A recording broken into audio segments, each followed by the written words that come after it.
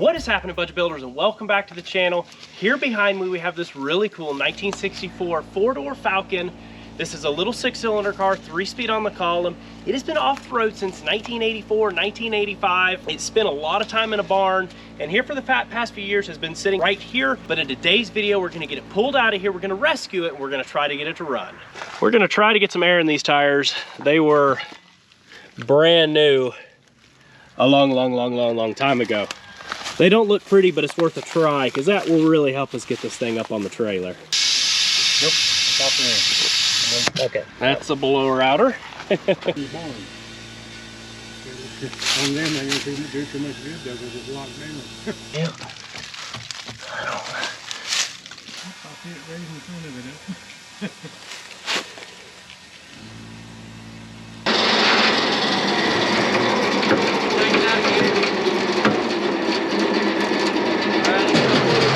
Back here. I said it's gonna pull your Suburban back to it.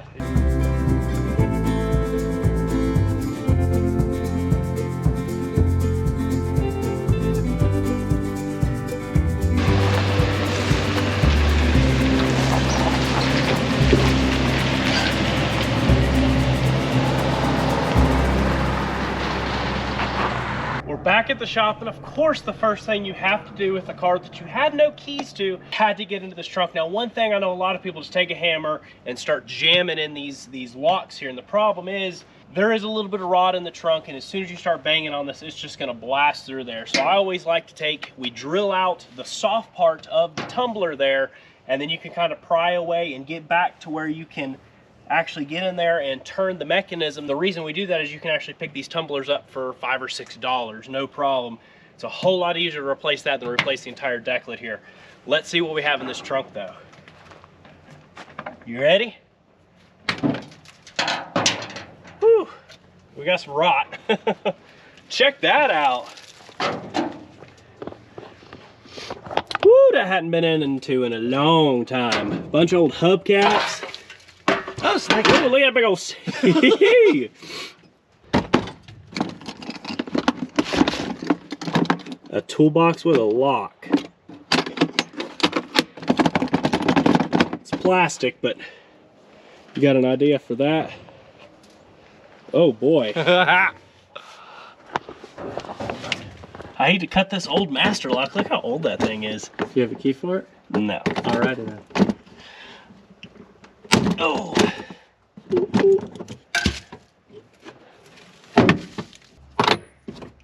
Check it out. Yes, Ooh, that's a 1/2-inch wobble. Oh, got a drill? Drew. That's cool. It's all old S&K. That's good stuff. We got a good wrench. Look at that 1/2-inch extension. I love me some tools.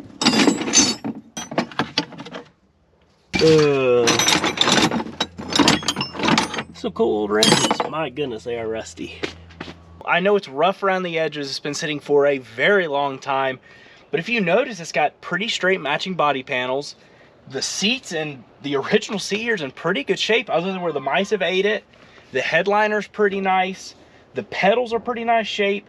It was elderly gentleman owned. It was not driven very much, but even so, I don't think the low mileage is going to help us get this car running. And that is gonna start here. One of the worst engine bays I think we've ever messed with. What's not fun is the air cleaner is laid down in here, and they've probably peed down in this thing. Holy moly, what in the world are we getting into? I guess our first step here is going to be attempt to clean this thing out. We'll go ahead and take the cap and rotor off, pull those spark plugs, and see if there's the possibility of not having water in it. It's probably got water and pee though. I would imagine, as bad as it looks. The cap here, we actually don't look bad down in there, so All right, let's dig into this stuff.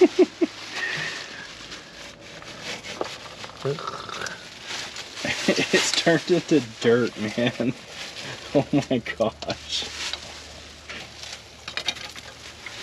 What the heck? Oh, there's a seat. Hey, there it is. Let's see if we can stick it back in there. I didn't understand. Oh, Your shut phone's up, like, phone. what'd you say about that seat? Huh? Well, this thing cleaned up mind-blowingly well.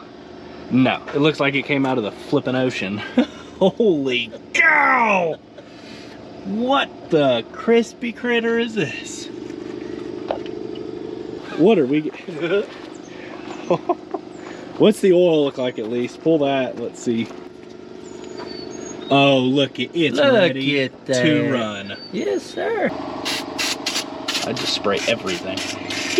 Yeah. Oh boy. Oh my. You can break off in there. Oh my. Wait a minute. We can throw some heat on it. Oh. Hey, the water pump works. Water pump's ready to go. Oh wow.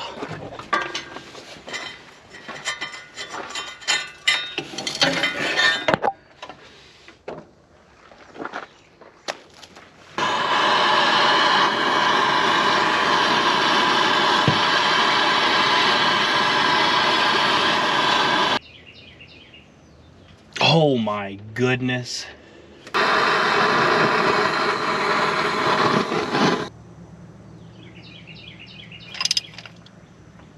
This one's definitely breaking, I guess.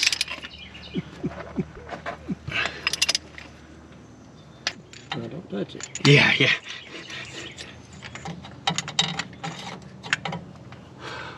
Definitely not pretty. Oh boy. It's not bad. It's Not crusty. yeah. It's not like crusty like the outside of the motor is. That one looks pretty, Brand new. like brand new. Oh wow, that's not good. I wonder if this thing was underwater at some point in time. Underwater.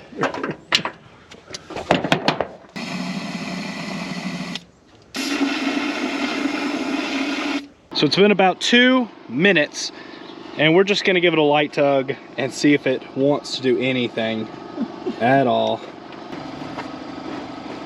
Come on, old man, is that all you got? Hey, I can break it if you want me to. No, don't break it. Let's let it soak. We are coming up on, I don't know, probably 3 weeks or a month of this thing soaking. We did put Marvel Mixture Oil in it. We did put a little bit of brake fluid in it, some acetone, a few other little things to try to break this thing free. And I know this one specifically has put about 350 foot-pounds of torque on that crank bolt. There's no point in fighting it. We can throw it in gear, rock it around, try some other stuff. Come on, airplane. Shh. That's kind of cool. I'm sorry, Jimmy. I'm just kidding. You can fly your airplane in here. Don't want to take a chance of hurting something. Let's go ahead and get down to the root issue and figure out what is actually going on. I love to just fire things up. Sometimes when the motors are free, this one is not. Let's see if we can get it running. So let's go ahead and pull this head off really quick. 26,000 miles looks like, if it actually is. We're about to find out. If it is, it was all Quaker State. That's nice. Looks like the 300. No, that looks worse.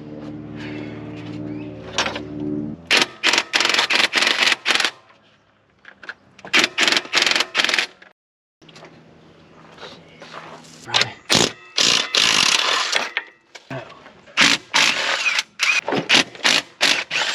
Oh, I can't even barrel that. Oh my goodness. Hey, there's still.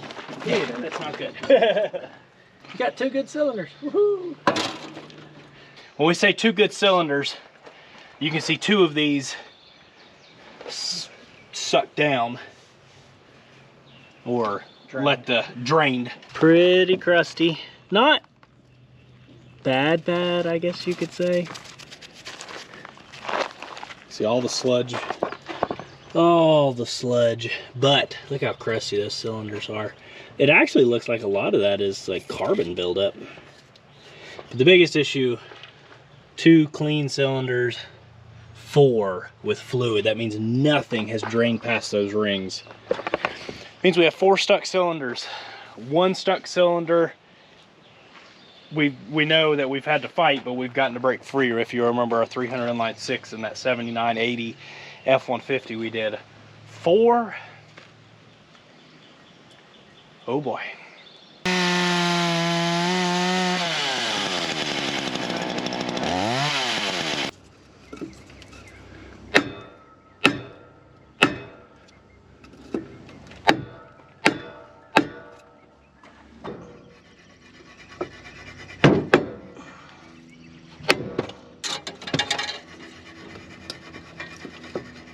I'm sure you can tell by the grass growing up around this thing, we have had it soaking for a long time now. We have tried a lot of different concoctions. We've tried to beat on it.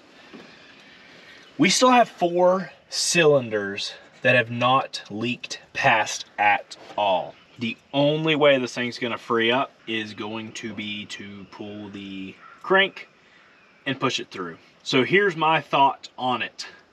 Yes, it's a 4-door, but it's actually a pretty decent, pretty clean little original car.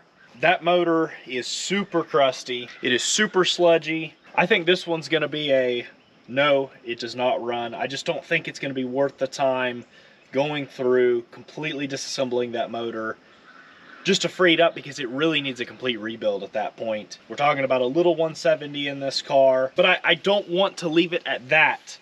We've got to get this thing running, and the way we're gonna have to do it is put another motor in it. So let's go ahead and yank this 170 out and let me show you what we're gonna put in its place.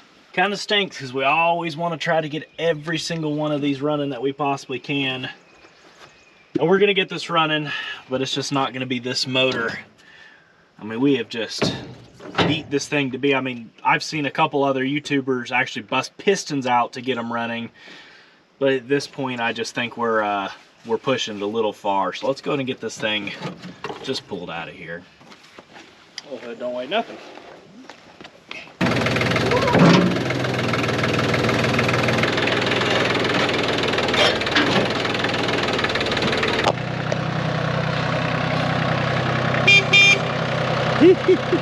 There is our boat anchor. Now, before going back in with the motor, I think we're gonna have to do a little cleaning in here.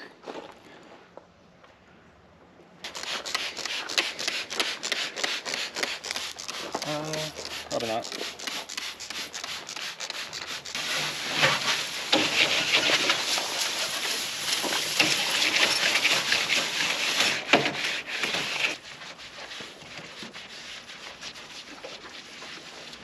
So as you can see, what we're actually using, cleaning this rust off, and look at that, bare metal down there, back to original finish, is just some aluminum brightener. And the reason that this is like pontoon cleaner you'd buy somewhere for like Napa or something.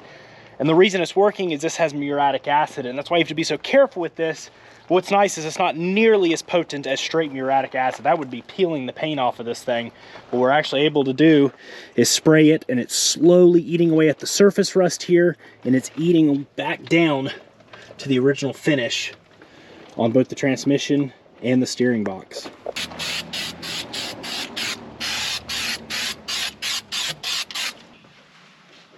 Definitely looks a lot better. As you can see, what we did there was actually more of a survivor deal. After we got it all cleaned up, and most of it actually cleaned up pretty nice. Still some rust right here, obviously. Went ahead and soaked it down with this fluid film, but we didn't leave it super gummy. We wiped it all down really good. And so what that'll do is actually protect and prevent from further surface rust. And after getting all of the gearbox and everything cleaned up, went ahead and soaked it down too. So the steering feels good, the clutch engagement feels good, or the clutch actuation feels good, and also the shifter feels pretty good. And now it's time to go ahead and stick the motor back in there. So what we decided to go ahead and go with, obviously we have the little parts cart that you've already seen us get going, the little 2-door Falcon, which sadly was too far gone. Quarter panels thin as paper, and the frame underneath just completely rotted out.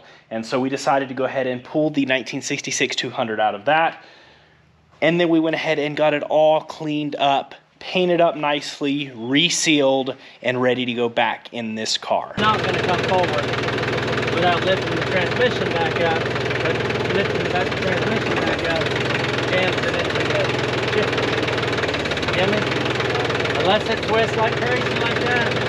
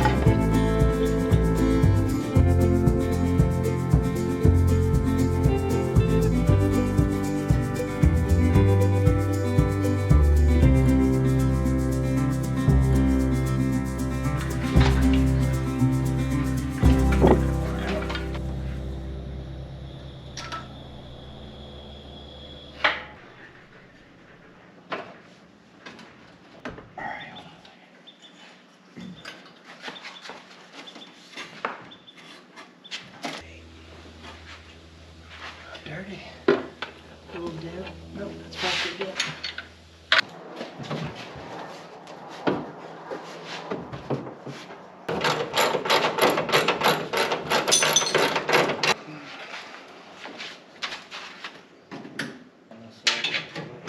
With the motor in and bolted down, we go ahead and set the carburetor back on top.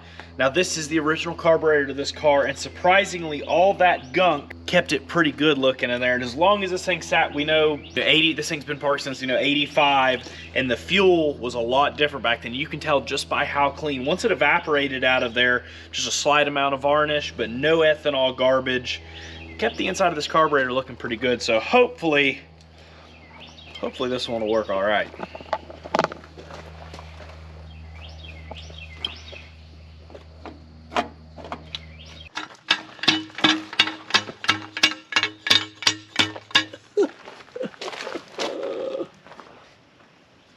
The thin wall exhaust.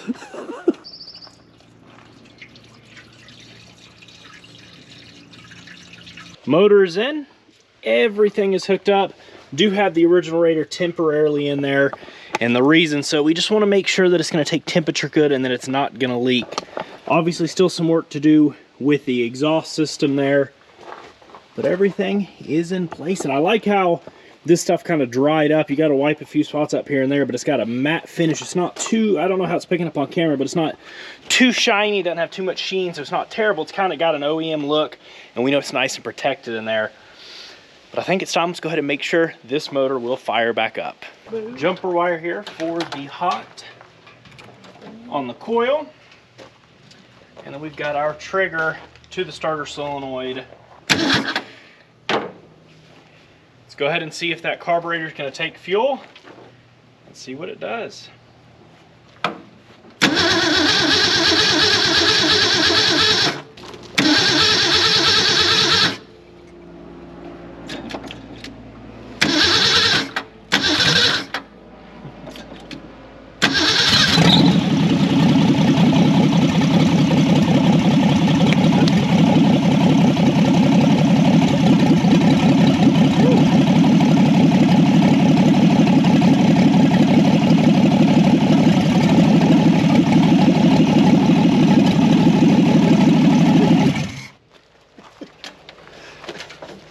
We need that.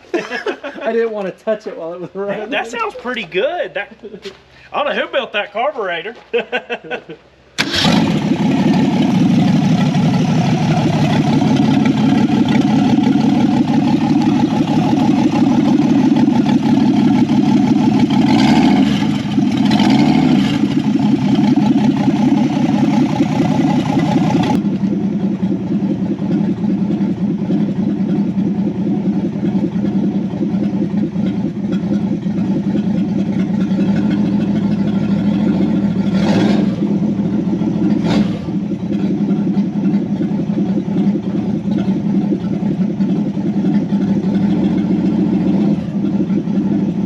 The clutch feels good and it pulls, but obviously this thing needs a lot of brake love. Both of those front brakes are still locked up completely solid. There she is. Man, those little 1100s do so well. I mean, to be the way that everything was in here and it to look like it did, for it to fire right up as soon as it got fuel, it's not overflowing and it seems to act and run really well. Obviously we don't have much back pressure. Definitely need to work on the exhaust. Thankfully the front half is in really good shape. We just need to build the second half of the exhaust, and we still have to work on some of our wiring and stuff. I'll probably pull it up out here, clean it up, wire it in, tape it back up, kind of factory spec, put it back in there, and then we'll obviously make sure the radiator looks good, clean it up, and put it back in there as well. And I'm excited. So our next video on this car is going to be the detail video. Now that we know, I kind of like to get in there, make sure they're gonna run, make sure we can make things work. Obviously this one was a little more complicated than that. And once I know that we've got a good baseline, we'll go ahead and detail it. And then after that, we'll build the brakes all the way around. We'll do the rest of the mechanical stuff on this car and take it for its first drive since 1985. But there it is, 1964 Ford Falcon Rescue, parked since 1985. Will it run the original 170? No. I think, if it, depending on what it was, we could have made it run, but it would have needed an entire rebuild. With something like this, it's going to be a lot more fun with that little 200, and it's another reasonable motor that we were able to clean up. We got for basically nothing, and here it is in there, and it is running again. But I hope you all enjoyed that, are excited to see what is to come with this car. If you did and you want to keep up with this and our other rescues, be sure to subscribe button and notification bell. And if you have been a part of the channel, we do appreciate it so much. But that's going to wrap it up. Peace out and catch you all on the flip side.